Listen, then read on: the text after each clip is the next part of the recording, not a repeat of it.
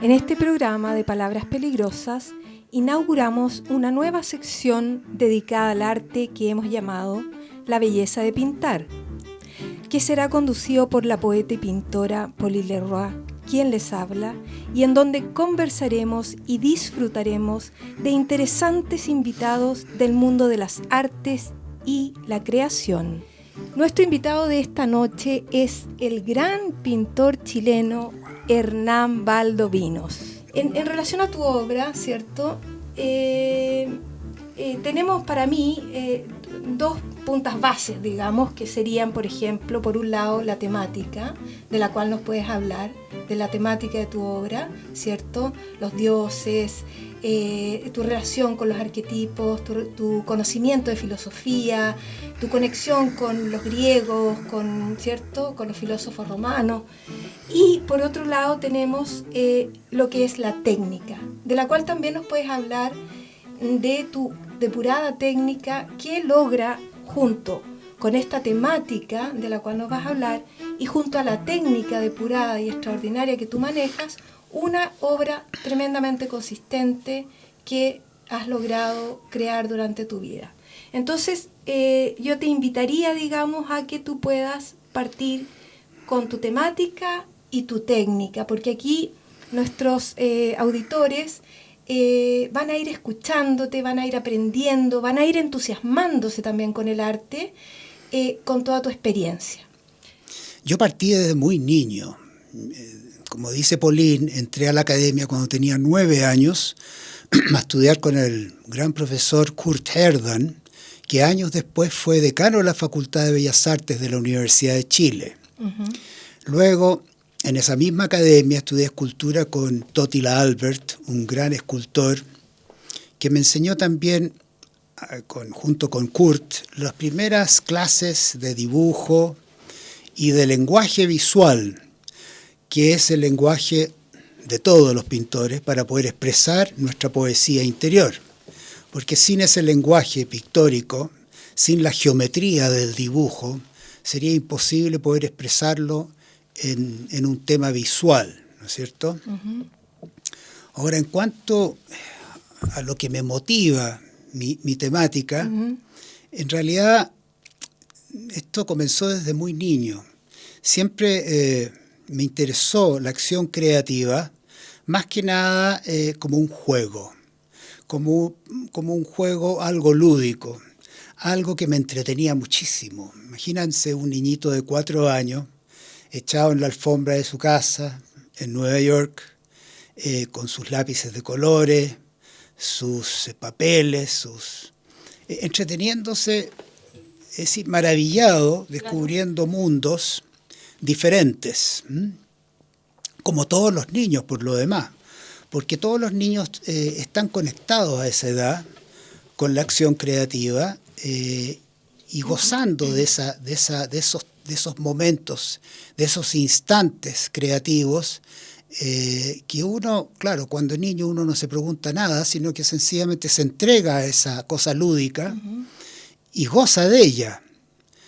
Con los años, ese placer, esa cosa lúdica, ese juego, ver el arte más bien como un juego que como una cosa grave, uh-huh, no me ha abandonado jamás. O sea, sigo con el mismo juego, con el mismo interés, entregándome a esa cosa lúdica, a ese juego maravilloso, donde aparecen personajes curiosos, como hadas, dioses. Y con el tiempo ya mayor, cuando empecé a estudiar filosofía, tomé contacto con todo lo que eran los arquetipos psicológicos, como le gustaba hablar al gran Carl Gustav Jung, claro, discípulo, exacto, de Freud. Claro. Y él hablaba de arquetipos psicológicos, que son aquellas energías o aquellas vivencias, porque la palabra suena como muy rimbombante, ¿no? Arquetipo psicológico. Pero tiene que ver con las vivencias que uno tiene desde niño, desde que uno entra al mundo material, que uno vive, tales como el amor, por ejemplo. Uh-huh. El amor es una vivencia, uh-huh, es un arquetipo psicológico. La comunicación, en estos momentos estamos comunicándonos, uh-huh, también es un arquetipo psicológico. El dolor, experimentar el dolor, es otro arquetipo psicológico. En fin, son muchos. Y cuando uno va experimentando la vida, uno va descubriendo diferentes arquetipos psicológicos con el tiempo. Se van incorporando. Se van incorporando a medida que uno los va viviendo y uno se da cuenta que no son energías que tú puedas pesar, porque Dios también, al igual que el amor, es un arquetipo psicológico. Tú no lo puedes pesar a Dios, no lo puedes medir, pero lo puedes experimentar. Sentir. El amor lo sientes, no necesitas pensar sobre el amor. Exacto. Tú lo sientes el amor, lo vives. Y cualquier persona que haya experimentado el amor sabe de lo que estoy hablando. Cualquier persona que haya experimentado el dolor en su vida, que tampoco lo puedes pesar ni lo puedes medir como arquetipo, sabe de lo que estoy hablando. Igual que la comunicación, ¿no es cierto? En fin, todos estos arquetipos... Y en ese sentido, ¿sí? ¿Tú dirías que estos arquetipos psicológicos están, digamos, en todas las personas, digamos? Es una base subconsciente que late detrás de todos los seres humanos. Por supuesto, porque tiene que ver con la vida misma. O sea, si nosotros borramos los arquetipos psicológicos de la vida de cualquier individuo, estaría muerto, no habrían vivencias. Ahora, a mí me gusta una palabra que es más significativa, poéticamente hablando, más que arquetipo psicológico, porque Carl Gustav Jung quiso aterrizar el tema de los dioses antiguos y darle una característica un poquitito más científica. Entonces, antes se hablaba de los dioses, pero los dioses son lo mismo que los arquetipos psicológicos. Claro. Los dioses no se pueden medir, no se pueden pesar, pero se pueden experimentar. Hablábamos de la diosa del amor, la diosa Venus, por ejemplo.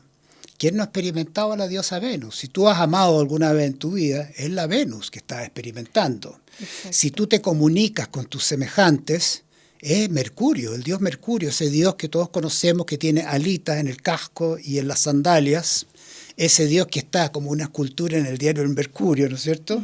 Es el dios de la comunicación.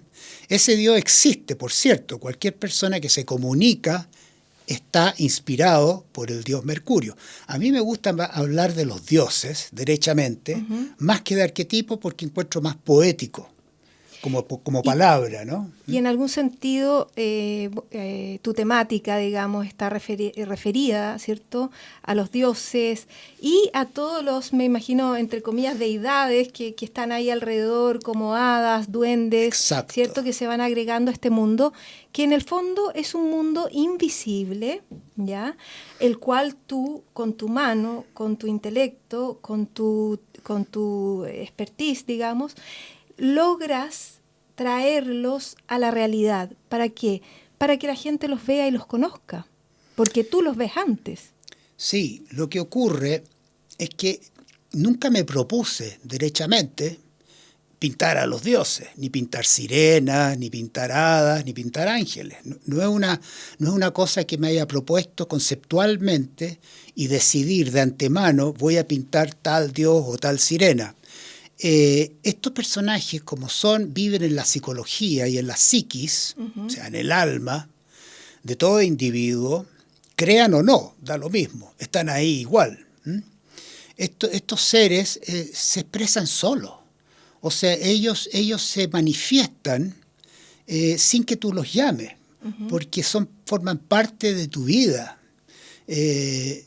Como te digo, yo cuando me paro frente a una tela vacía, por ejemplo, ¿no? Nunca tengo una idea preconcebida qué dios voy a pintar, o qué sirena, o qué ángel, de qué jerarquía se habla, o algún genio por ahí, sino que ellos se manifiestan solo a través de la acción creativa. O sea, mi método de trabajo es precisamente la acción creativa. Ahora, no es cualquier acción creativa. Hay un método para eso, que después descubrí que eso es lo que yo hacía cuando niño, pero lo descubrí conceptualmente después, con los años, ¿no? El método es el automatismo psicológico, como gustaba decirlo Salvador Dalí, sí, o los grandes surrealistas. Exacto. O como nuestro gran poeta Vicente Huidobro hablaba de delirio poético, que es muy bonito esa expresión, que sin pintar o escribir sin la intervención de la razón, que la razón sirve para ciertas cosas, pero no para todas. Y cuando hablamos de acción creativa, si tú dejas la razón a un lado, viene lo que los antiguos llamaban inspiración, que es un misterio. Tú no puedes racionalizar la inspiración. Tú puedes hablar sobre la inspiración y puedes estar años hablando sobre ella, como puedes hablar años sobre Dios o sobre el amor. Pero finalmente nunca vamos a llegar a definirla completamente porque es un misterio, no lo sabemos.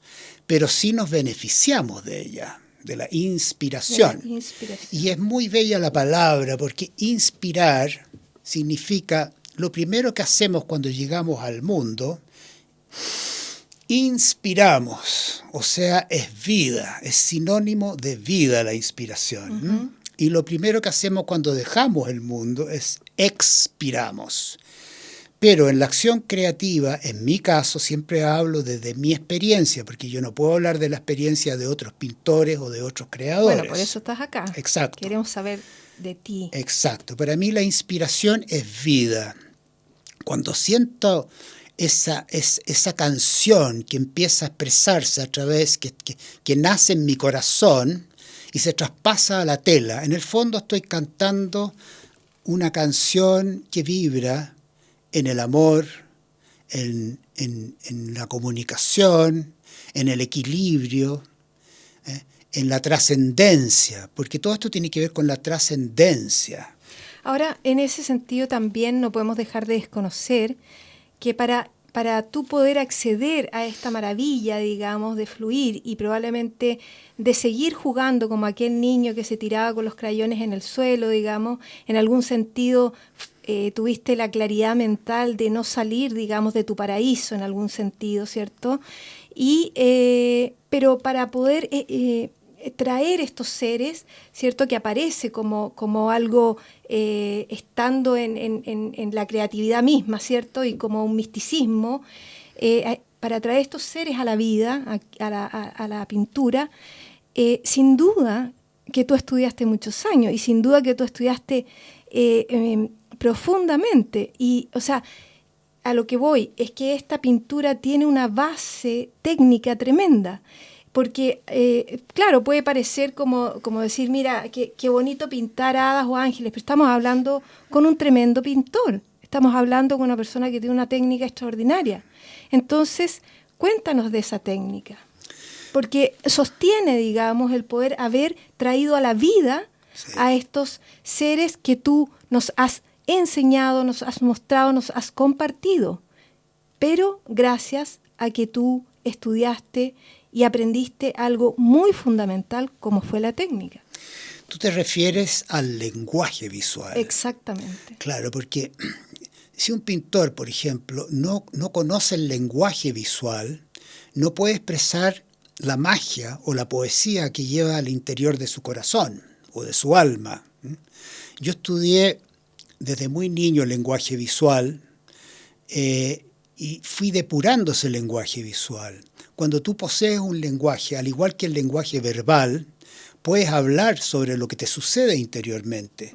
Si yo no supiera las palabras, por ejemplo, no supiera hablar, sería muy difícil para mí expresar lo que estoy expresándole a ustedes ahora. Pero conozco el lenguaje visual y me encantó siempre. Cuando niño tenía un lenguaje visual, por cierto, mucho más limitado, porque era un niño. Pero con los años tú vas perfeccionando tu lenguaje.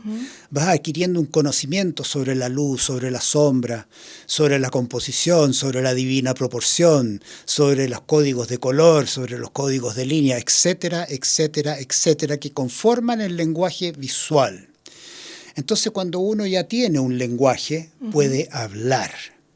Y entonces, ahí se manifiesta la temática. Exacto. Y ahí comienzan entonces a salir estos mundos que están, digamos, dentro de tu mente y dentro del inconsciente colectivo y que existen y que tú los has presentado a la gente con tu forma particular de verlo, por supuesto. Exacto. Ahora quiero hacer un alcance, Porque yo hago una diferenciación, y los antiguos también lo hacían, entre lo que es lenguaje visual y lo que es la técnica. Son dos cosas diferentes.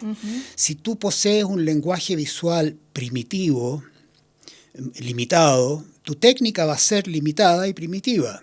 Si tú posees un lenguaje visual muy rico y amplio, tu técnica va a ser amplia. Lo mismo vale para el lenguaje verbal. Si un poeta, por ejemplo, o un escritor conociera 10 palabras, es bien limitada su poesía. Claro, por supuesto. Pero si conoce el abecedario entero, por supuesto, puede escribir muchas cosas, ¿no? Y si conoce la puntuación, qué sé yo, la expresión del lenguaje visual, el lenguaje hablado, verbal, puede escribir un tratado, si quiere, de filosofía. Claro. Pero ese lenguaje, como todas las artes, todas las disciplinas poseen ese lenguaje. Y el arte visual no es una excepción. Entonces yo me encargué, desde muy pequeño, amando el lenguaje visual, de crear ese lenguaje visual y luego la técnica que acompañó ese lenguaje visual, que es la que uso hoy en día, como tú bien decías, que es óleo a la velatura, que es una técnica que se cree, porque no se sabe a ciencia cierta cuándo nació, pero es anterior al siglo XIV. Algunos piensan ya que en el siglo XII ya había óleo a la velatura, que esa consiste, la estudias en Florencia. En Florencia, que consiste en una serie de capas transparentes, velatura, velo, sí, ¿no es cierto?, sí, que se van superponiendo unas con otras y vas creando una suerte de prisma. Si tú partieras, por ejemplo, cualquier cuadro antiguo de los de Leonardo da Vinci, o de los, qué sé yo, Andreas Mantegna o Filippo Lippi, todos estos grandes pintores italianos, lo cortaras y vieras de perfil el cuadro, verías que tiene como una especie de prisma, casi como una lupa, donde la luz atraviesa este prisma y va atravesando cada una de las capas de color, chocando con el fondo, que siempre es blanco, la preparación de la tela es blanca, y la devuelve al espectador con la suma de todos esos colores. Y da una cierta sensación especial el óleo a la veladura, como de una luminosidad. No en vano se hablaba de una alquimia pictórica. Así como los alquimistas, siempre se habla de los alquimistas que transformaban los metales burdos, ¿no es cierto?, en oro. El óleo a la velatura transforma la luz. O sea, es una búsqueda de la luz. La luz vendría a ser el oro. El oro. Es la búsqueda de la luz. Ahora, algo interesante sobre esa técnica, que tú vas poniendo los colores puros. O sea, tú no mezclas los colores como es en el impresionismo, por ejemplo, que tú quieres adquirir un verde, tú mezclas el azul con el amarillo y consigues un verde, ¿no es cierto? En el óleo de la velatura, los colores no pierden su autonomía. Es decir, tú quieres un verde, das una veladura azul, dejas secar, y sobre eso das una veladura amarilla, dejas secar. No hay una mezcla de la materia, sino que cuando la luz lo atraviesa, lo que se mezcla es la luz. Entonces el efecto es diferente. No estoy diciendo con esto que esto sea mejor que lo otro. Por supuesto. Son diferentes, claro, nada más. Pero como yo estoy aquí, están hablando de mi arte, estoy hablando del óleo a la velatura. Sí. Entonces es una técnica que los colores no pierden su autonomía, por decirlo de alguna manera, permanecen vírgenes. Y en ese sentido, eso estaría explicando la cantidad de atmósfera que tiene en tu obra. Exacto. La cantidad de profundidades que tiene tu obra y que hace que el ojo, al observar, sea inmediatamente atrapado, digamos. Y el ojo, al ser atrapado el ojo, obviamente es atrapada la mente, es atrapado el alma y todo, entrando en un mundo que sin duda y evidentemente es un mundo especial. Mira, el mundo, no sé si llamarlo mundo, me gusta llamarlo más bien como una dimensión. En el fondo, con los años, más que la pintura misma, que siempre he amado la pintura, el arte de pintar, más me ha interesado el estado de conciencia que me lleva a esa acción creativa, que los antiguos griegos llamaban ataraxia, que significa sin turbación. O sea, que te lleva a un estado de serenidad interior, de tranquilidad, donde la mente parece más bien como una taza de leche. No hay olas, como en el mar, por ejemplo, que está agitada. Una mente agitada es una mente con olas, ¿no? A pesar de nuestra canción Diosa del Mar. Diosa del Mar. Bueno, ahí esa canción la compuse con mi gran amigo Aquiles Patricio Panusis de Mileto, gran compositor y músico, y la compuse porque yo soy un enamorado de los dioses y de las diosas, por cierto. Pues, hemos conversado Sí. sobre las diosas y los dioses, y aparentemente tu dios o diosa preferida es una diosa que se llama... Sí, Cuéntanos. Magna Dea. Magna Dea. Los antiguos romanos veneraban a la famosa magnífica diosa, Magna Dea, que era la diosa madre de todos los dioses, por lo demás. O sea, sin ella no existen los otros dioses. Y la Magna Dea fue mi inspiración. Es una de las manifestaciones de la Magna Dea, es la diosa del mar. Tiene sus características la diosa del mar. ¿Cuáles son sus características? El agua, ¿no es cierto? Y el agua personifica las emociones, como el gran dios Poseidón, que es el dios del mar. Y la diosa del mar tiene que ver con las emociones, tiene que ver con los sentimientos. Y la diosa del mar nos enseña a diferenciar entre lo que son las emociones que están en la superficie del mar y que son cambiantes, cambian. De repente tú tienes una emoción de tristeza, de repente tienes una emoción de felicidad, pero todo dura poco. En cambio, el amor, que es un sentimiento profundo, yace en las profundidades del mar. Y el amor como palabra, etimológicamente hablando, significa sin, muerte. Sin muerte, o sea, estoy hablando del verdadero amor, no estoy hablando de cualquier tipo de amor. Sí. El amor verdadero trasciende el tiempo y el espacio. El verdadero amor tiene una profundidad. En forma poética se habla que están las profundidades del mar y que Poseidón, el dios del mar, con su tridente que le regaló su hermano Zeus, revolvía el mar y desde las profundidades podías conocer lo que era el amor. O sea, el amor, para que exista, necesita profundidad. La emoción no. La emoción está en la superficie. Ahora, en estos tiempos y en cualquier tiempo, la gente de repente confunde la emoción con el sentimiento del amor. Y no son lo mismo. Bueno, claro, hoy día estamos en un mundo convulsionado donde no se nos enseña sobre las emociones y confundimos cosas. Y bueno, estamos, como dicen algunos científicos, en el siglo XXI, que va a ser el siglo del cerebro, como dice Edouard Punset, el gran científico que acaba de fallecer ahora en mayo. En algún sentido, esto de rescatar y admirar a esta diosa, ¿cierto? Dea, se relaciona también con algo vivencial tuyo también, porque tú, por lo que hemos conversado, fuiste muy regalón de tu madre, tuviste hermanas mayores, estuviste en un mundo bastante femenino en el cual fuiste muy acogido, ¿cierto?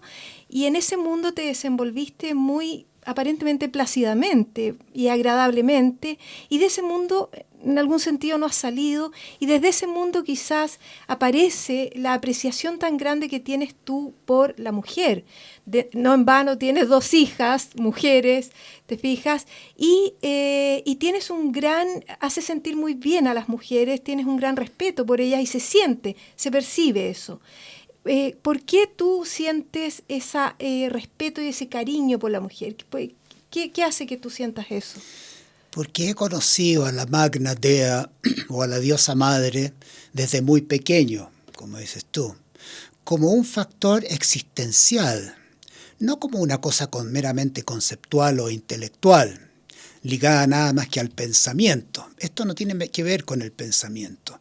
Esto tiene que ver con una experiencia, con una vivencia. Es un fenómeno existencial. Conocer a la diosa es tomarse a la diosa, comerse a la diosa, amar a la diosa. Y la diosa tiene muchos puentes y se expresa de muchas maneras.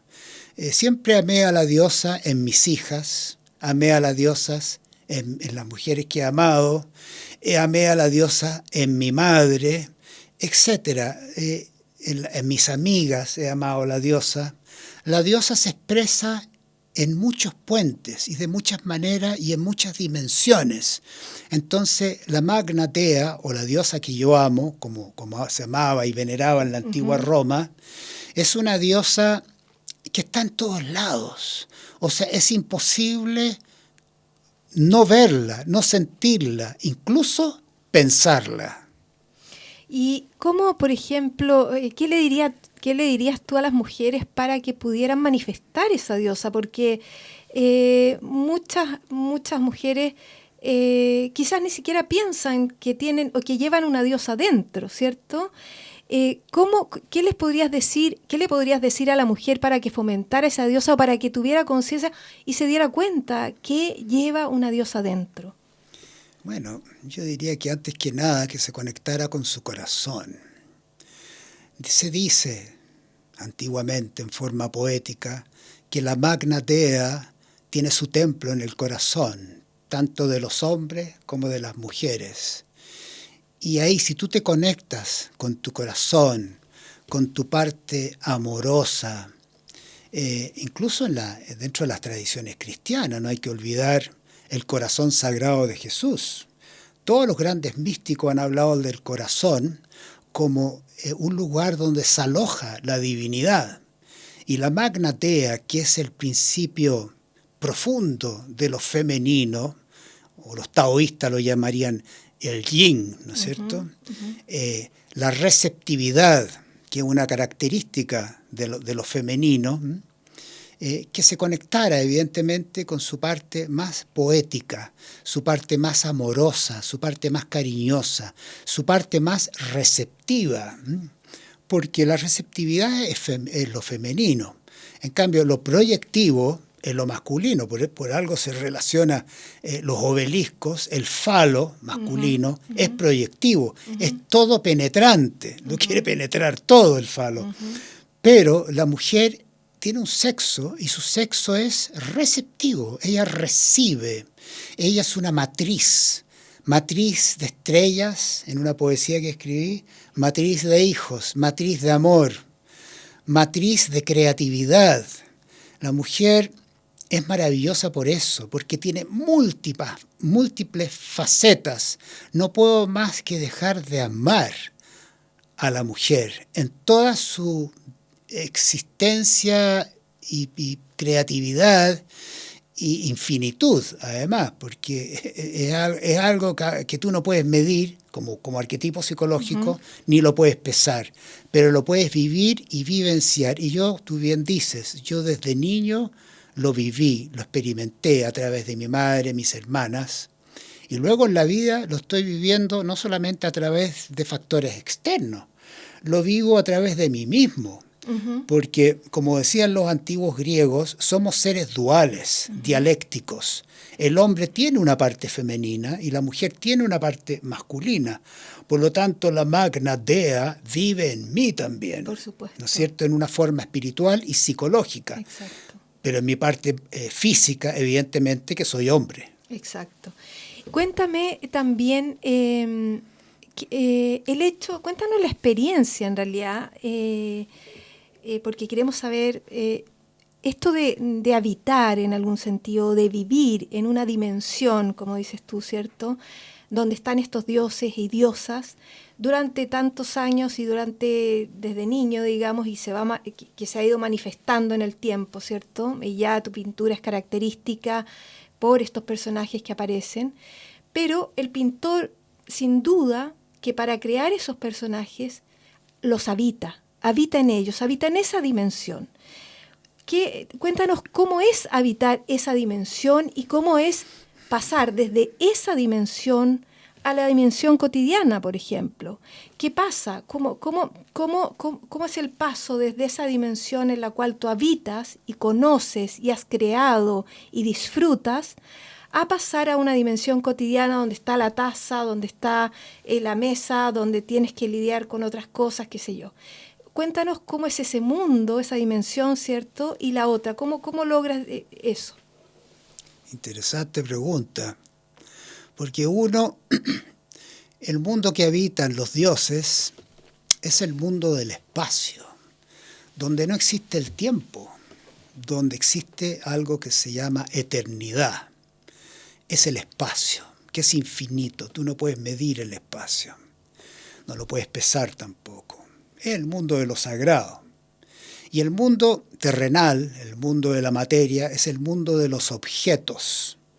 La mayoría de nosotros, yo también me incluyo por cierto, vivimos el mundo de las cosas, de los objetos, y nos identificamos con los objetos y con las cosas. Vivimos toda nuestra existencia identificándonos con nuestro auto, nuestra casa, con el cafecito que tomamos, con la galleta que comemos, con el plato exquisito que comemos, en fin, con los objetos. Pero se nos olvida que esos objetos no existirían si no existiera el espacio que los contiene. O sea, necesariamente tiene que haber un espacio para contener los objetos. Y lo que me ha pasado a mí desde niño y le pasa a muchas otras personas que se conectan con esa acción creativa, uno se conecta, quizás diría mágicamente, con ese espacio existencial, y que es una vivencia maravillosa donde viven esos dioses y donde vive la eternidad, donde vive el templo de lo sagrado, que contiene aquellas cosas.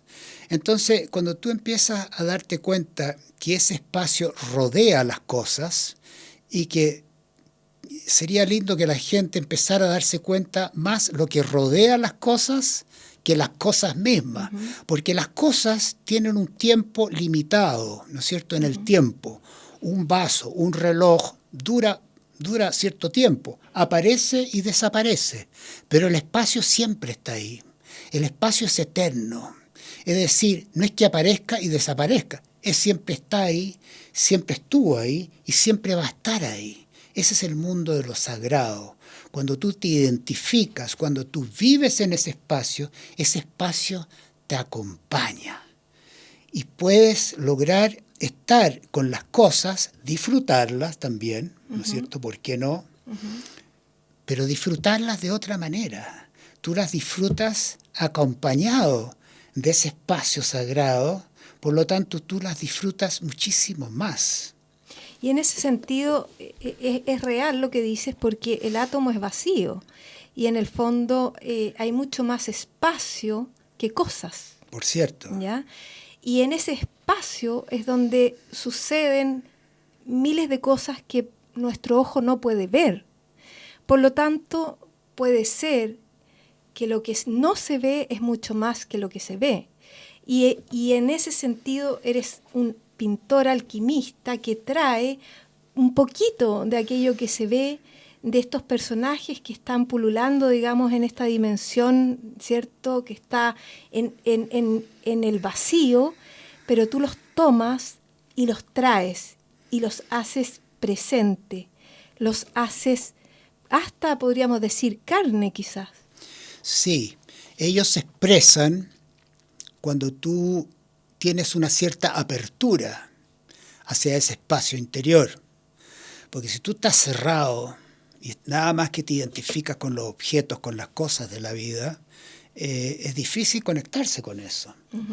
Pero la acción creativa es una puerta, por llamarlo de alguna manera, que tú abres e inmediatamente estás conectado. Y ellos se van a expresar en esa tela vacía, porque esa tela vacía siempre es un enigma, es siempre un misterio. ¿Qué va a pasar aquí? ¿No es cierto? Claro, claro. Es ahí el juego. Claro, ese es el juego. ¿Qué se va a expresar en esa tela vacía? Y eso es lo extraordinario de esta acción creativa. Pero uno tiene que hacer también un trabajo de vaciarse y hacerse esa matriz que hablábamos antes, esa copita, pero tiene que estar vacía esa copa, porque si esa copa tiene muchas cosas, el vacío es difícil expresarlo, porque lo único que vas a ver son cosas. Pero esas cosas, como vuelvo a repetir, son intrascendentes porque desaparecen. Pero lo verdaderamente importante y trascendente es lo que está siempre ahí. Ese espacio está ahí. Algunos lo llaman Dios, otros lo llaman los dioses. Ahora, estos dioses son una manifestación de ese Dios, por cierto. No es que yo no crea o no haya experimentado el Dios uno y perfecto. Pitágoras, ya en la antigua Grecia, hablaba del uno y perfecto en su numerología. El número uno, por cierto, es el Dios perfecto. Pero ese Dios se expresa de maneras diferentes. Como es eternamente creativo y creador, gran creador, el gran arquitecto, como lo llaman algunos, se expresa de maneras diferentes. Y se expresa como buscando a las personas en algún sentido, probablemente, porque debe sentir probablemente una felicidad enorme de poder llegar a las personas. Ahora yo te quiero preguntar, ¿qué le pasa a las personas cuando observan tus pinturas con aquellos personajes que han llegado desde esa dimensión a poder ser observados? ¿Qué cosas características puedes contarnos tú que le sucede a las personas que se ven enfrentadas a una pintura tuya, por ejemplo? A mí me gusta, generalmente me gusta estar en mis exposiciones, porque la gente siempre tiene preguntas. Sí, cuéntanos sobre eso. Tiene inquietudes. ¿Cuáles son tus motivaciones filosóficas? ¿Cuáles son tus motivaciones espirituales? Entonces me gusta estar y me gusta comunicarme con la gente, con más que la palabra persona, que significa máscara, una palabra muy fea. A mí me gusta. Me gusta porque me gusta la película de Bergman, Persona. Tú sabes que la palabra persona viene de la antigua Grecia, que eran las máscaras estas del teatro griego, una que está sonriendo y la otra que está triste. Esto implica una dualidad, una dicotomía, una dialéctica que tiene que ver con la mente, porque la mente es dialéctica, no es una la mente, siempre es dialéctica, se expresa en frío, calor, ¿no es cierto?, bonito, feo, no tiene otra manera de expresarse, pero cuando tú entras en un espacio amental, o sea, sin mente, la cosa es diferente. Ya no existe la persona, no existe la personalidad, no existe la máscara. Existe lo que se llama individuo, que es una bella palabra que ha sido muy mal entendida por lo demás, que significa indivisible. Pero y si vamos más atrás estaría lo que es el inconsciente colectivo, ¿cierto? Donde estas deidades o estas hadas o dioses están en todos nosotros, ¿cierto? Podamos darnos cuenta o no. Por eso, entonces cuando la gente se enfrenta, entre comillas, a su inconsciente colectivo mirando una pintura tuya, o sea, hay algo que le calza en algún sentido, hay algo que le agrada, hay algo que lo llama, ¿cierto? ¿Y qué te dicen? Sí, mira, se identifican porque, claro, como son arquetipos, como son dioses, y los dioses viven, como ya dije antes, en la psicología y en la psique, en el alma de todos los individuos, se sienten identificados. Mucha gente no sabe por qué se sienten identificados, pero la razón es que esos dioses viven en ellos también, viven en el ojo del observador. Exacto. Entonces siempre se van a reencontrar de alguna manera con ellos mismos. Y generalmente las expresiones más,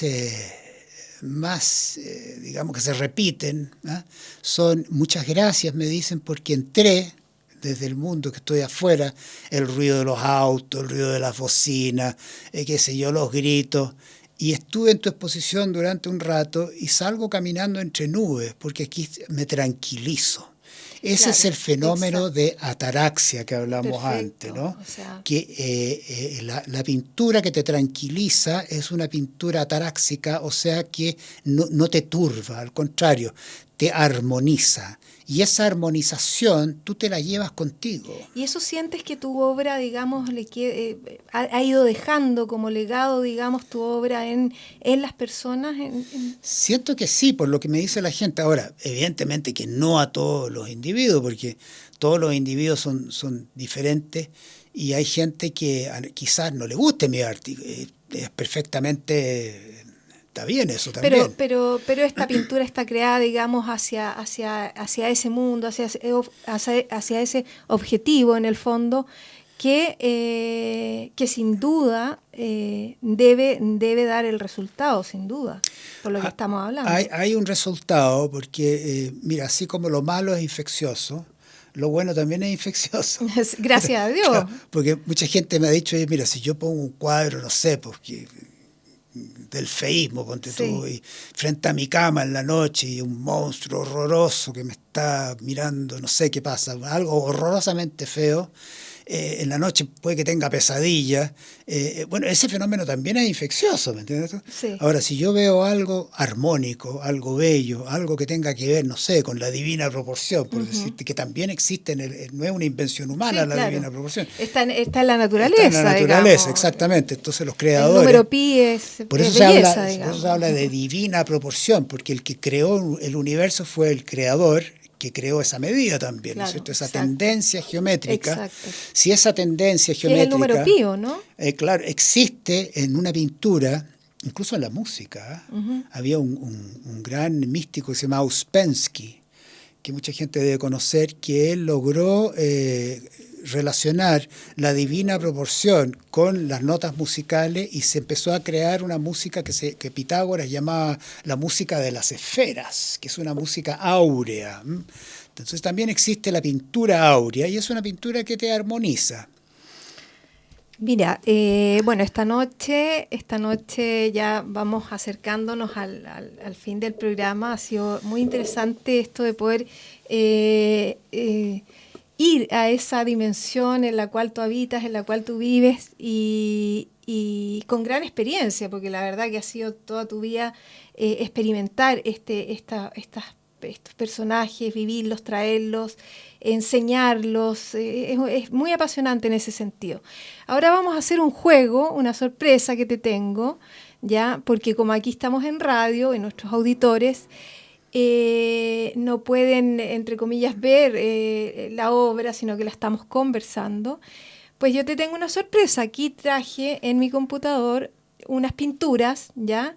Y te voy a invitar a que tú hagas un juego a través de la palabra y puedas contarle al espectador, por ejemplo, esta pintura que te estoy mostrando acá. Por ejemplo, el título de la pintura, la técnica que tiene, ¿cierto?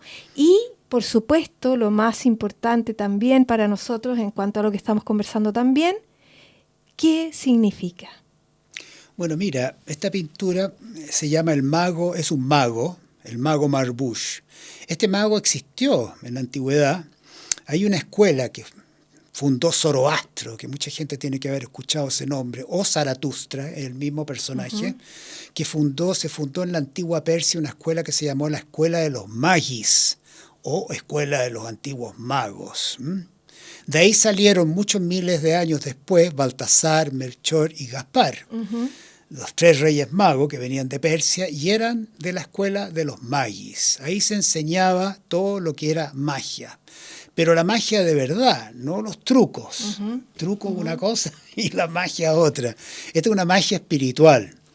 Y este mago Marbouche era un mago que tenía la capacidad, él tiene en su cuello, tiene un talismán, y de ese talismán está saliendo un pajarito que tiene una ala metida en el talismán, que se ven unas nubes, hay un cielo en ese talismán. Un talismán luminoso. Un talismán luminoso, y el pajarito tiene un ala en esa dimensión del cielo, en ese paraíso, y tiene un ala aquí, en esta dimensión. Que toca su mano. Que toca su mano. Entonces, lo que hace el mago Marbouche es que nos recuerda que existe esa dimensión del paraíso interior o paraíso espiritual, ¿no es cierto?, que podemos acceder a través de este talismán en forma figurada.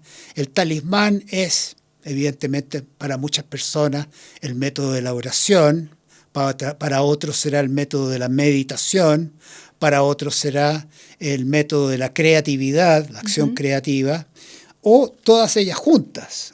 Entonces este mago, que es un mago de pelo largo, con barba, con un turbante azul. ¿En qué tonos está este cuadro? A ver, ¿en qué tonos está este cuadro para que la gente pueda imaginarlo o también la gente pueda sentirse después llamada a poder buscar en internet, digamos, al mago Marbouche de Hernán Valdovinos y también adentrarse un poco en la obra de este pintor, de ti? Entonces, ¿qué tonos tiene esto? Mira, este mago lo pueden encontrar en www.hernanvaldovinos.com para que lo vean ahí, en el mago este, que está pintado en tonos azules, con dorados, tiene un turbante en la cabeza, y es un mago que nos presenta, está en la oscuridad. Es decir, la oscuridad como algo bello, porque sin la oscuridad no veríamos las estrellas, sin la oscuridad, que es un principio femenino, yin, según los antiguos, es el principio de lo femenino. Este mago ya ha reconocido, porque es un hombre, pero ha reconocido su parte femenina. Por lo tanto, él, lo que llamaban los antiguos en latín, la unio mística, que es cuando tus energías masculina y femenina hacen el amor dentro de ti mismo. Eso se llama, ese es la unio mística, que es una especie de orgasmo espiritual. No es fácil acceder a eso, por cierto. Por cierto que no, por cierto, pero estamos con un místico de la pintura que eres tú, eres considerado un místico existencial, tú lo sabes. Sí. Bueno, ahora vamos a ver otra pintura que es una sorpresa que traje yo ahora para que tú hables esta vez de ella. Bueno, ella es una dita. El nombre primero de la pintura. Ella se llama Isa Shema, que es la reina de las gemas, de las piedras preciosas y semipreciosas, porque en la antigüedad se usaban mucho estas piedras para poder acceder a espacios creativos, a espacios espirituales también. Y ella está sentada y tiene en su falda, tiene un cojincito donde está llena de piedrecitas y tiene sus manos, entre sus manos hay como una energía, ¿no es cierto? Y están flotando unas piedras alrededor entre sus manos y ella misma se está autocoronando, porque ella tiene una corona en la cabeza, que es una corona que se está creando en el momento, porque no está terminada, si te fijas bien. Está saliendo, digamos, Exacto. de esas piedras preciosas. Y algo muy importante, si te fijas bien, ella no es una mujer que tenga las piernas cerradas. Ella es una mujer que tiene las piernas semiabiertas. O sea, eso está indicando, eso es un símbolo muy antiguo, que es una mujer que está en presencia de su divinidad interior y que está abierta al universo, está abierta a su Dios interior y a su Dios exterior, porque la divinidad se expresa tanto en el mundo interior como en el mundo exterior. Entonces ella es una persona evidentemente que ya conoce lo que es el espacio sagrado. Es una copita que espera recibir. Es también. una matriz, como bien dices tú. Sí. Bueno, quiero agradecerte y quiero que en algún sentido también para despedirnos esta noche pudieras invitar a la gente a que se conectara con su parte creativa, con el arte, para que tengamos una sociedad un poco más feliz, diría yo. Mira, yo le diría a la gente en general que está más acostumbrada a estar siempre viviendo en el mundo exterior, que cerrara sus ojos y mirara hacia adentro, porque los tesoros más grandes existen adentro de cada uno de ustedes. Y yo te doy las gracias, Pauline, muy amorosa, por haberme invitado esta noche. Y la noche es mágica, y la noche es femenina, y la noche le pertenece a la diosa Magna Dea. Gracias. Muchas gracias, Hernán, un gusto. Y estamos terminando la inauguración de nuestro primer programa, La Belleza de Pintar.